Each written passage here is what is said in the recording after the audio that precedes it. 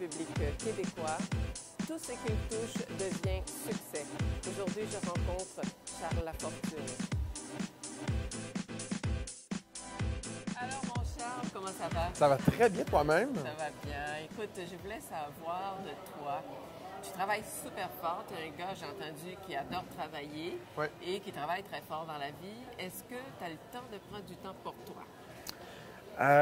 J'essaie, mais j'ai un petit peu ce défaut-là de remettre ce qui me concerne à plus tard quand je suis submergé par le travail. Tout à fait. Dis-moi une chose, en tant qu'animateur de la voix, tu as entendu beaucoup de chansons. Oui.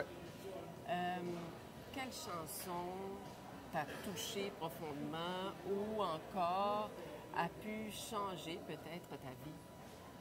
Oh, grosse question. Je dirais, moi, que c'est pas tellement les chansons comme la façon qu'ont certaines personnes de les visiter. Moi, je vais toujours me souvenir de Marie-Ève Fournier, qui est toute petite, qui arrive, puis qui chante un blues, qui chante du Led Zeppelin, puis en plus, qui réinterprète cette chanson-là.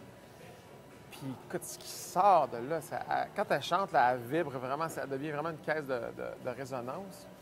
Puis, moi, je pense que c'est plus ça que je retiens. Puis aussi, les gens qui viennent à la voix réessayer, peut-être pour une dernière fois, un rêve, tu sais, qui ont arrêté, puis là, ils ont 37, 38 ans, puis ils ont une autre vie, puis ils réessayent leur ancienne vie. Puis ça part, puis ça marche. Puis après ça, ben, tu sais, souvent les gens ils me demandent est-ce que vous leur dites qu'ils vont tous avoir une carrière, tu sais. Non, puis ça serait puis je pense qu'ils savent aussi que la vie va continuer aussi, mais c'est aussi peut-être de ne pas retomber dans ce qu'ils faisaient avant, puis aussi de pouvoir avoir cette carte de visite-là, puis se servir maintenant des médias sociaux et puis pour... les momentum, pour eux aussi, ça doit être super important. Oui, puis c'est fort, tu sais, puis...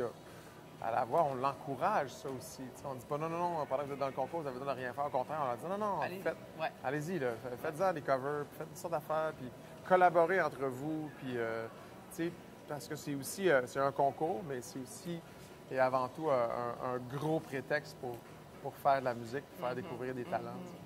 Et dis-moi, selon toi, une femme, quand est-ce qu'elle est à son meilleur? Oh mon Dieu. Moi, je dirais que c'est dans la trentaine. C'est pas nécessairement son pic dans la vie, mais je pense que dans la trentaine, les femmes, c'est une période où souvent, à la fin de la vingtaine, début trentaine, ils pensent avoir des enfants. Il y a il y en a qui en ont plus jeunes, mais disons dans notre société nord-américaine, savent aussi ce qu'elles veulent plus. Savent ce qui les rend heureuses. C'est là où elle rayonne le plus? Ah ben ça, celle qui rayonne va continuer de rayonner longtemps, là. Ça c'est certain. Mais moi, je dirais qu'il y a comme une espèce de prise de conscience, tu sais, parce que la beauté à 20 ans, puis à 25 ans, c'est quelque chose c'est lié à la jeunesse, tu sais. Ouais. Mais la beauté ensuite, oui, ça peut être une beauté qui est esthétique, mais le rayonnement intérieur, c'est là qui se fait, tu sais. C'est comme...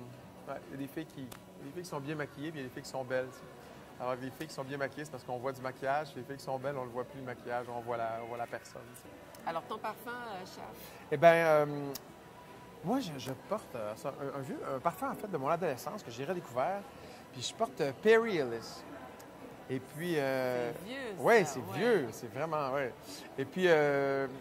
c'est drôle parce qu'il y a comme une odeur qui me rappelle mon adolescence. Il y a comme quelque chose de... au début vingtaine, il y a quelque chose de nostalgique là-dedans. Alors, pour toi, c'est quoi l'odeur du futur? L'odeur du futur, je te dirais en fait que c'est un environnement qui laisse place au parfum, un peu aux trucs comme ça, tu sais. Moi, je pense qu'on est au Québec, tu sais, la voiture électrique, c'est quelque chose d'extraordinaire. Si vous avez jamais été dans une voiture électrique, c'est vraiment être dans le futur. Et puis, ça sent rien. C'est extraordinaire. C'est la côté. Oui, c'est la côté. Oui.